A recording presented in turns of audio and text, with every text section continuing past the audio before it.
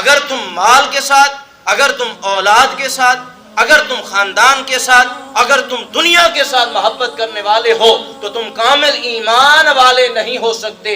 کامل ایمان والے تب ہی ہوگے کہ جب ان تمام سے بڑھ کر کملی والے محمد مصطفیٰ سے محبت کرو گے۔ لا یؤمن احدکم حتی اکون احب الیہ من والدہ وولدہ والناس اجمعین۔ کیا فرمایا کہ تم میں سے کوئی مومن اس وقت تک نہیں ہو سکتا کہ جب تک اس شخص کے نزدیک سب سے زیادہ وہ محبت کرنے والا اپنے والدین سے، اپنے اولاد سے، اپنے مال سے بڑھ کر اگر کوئی وہ محبت کرنے والا ہو تو کملی والے محمد مصطفیٰ سے۔ تو جب تک تمہاری محبت اللہ کے رسول سے اور اللہ رب ذوالجلال کے محبوب سے بڑھ کر نہ ہو اس وقت تم کامل ایمان والے بھی نہیں ہو سکتے۔ کہ اللہ تبارک و تعالیٰ قرآن میں کیا فرمایا؟ قل ان کان آباؤکم وابناؤکم واخوانکم وازواجکم وعشیرتکم واموال اقترفتموہا۔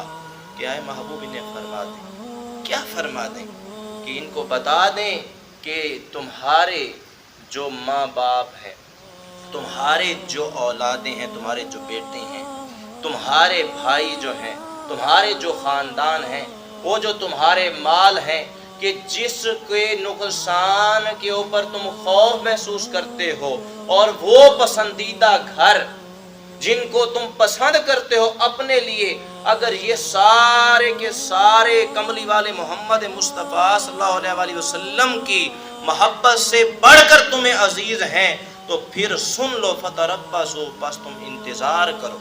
کس چیز کا تم انتظار کرو؟ حتی یاتی اللہ، کہ یہاں تک کہ اللہ کی طرف سے کوئی حکم آ جائے تمہارے لیے، کہ پھر انتظار کرو۔ اگر تم مال کے ساتھ، اگر تم اولاد کے ساتھ، اگر تم خاندان کے ساتھ، اگر تم دنیا کے ساتھ محبت کرنے والے ہو تو تم کامل ایمان والے نہیں ہو سکتے۔ کامل ایمان والے تب ہی ہوگے کہ جب ان تمام سے بڑھ کر کملی والے محمد مصطفیٰ سے محبت کرو گے، کہ حضور کے ساتھ محبت کرنے والے بن جاؤ گے، حضور کے نقش قدم پہ چلنے والے بن جاؤ گے، تو اس وقت جو ہے تم سب سے بڑھ کر جو ہے کیا ہوگے کہ اپنی زندگی میں کامیاب ہونے والے ہو، کامل ایمان والے ہو۔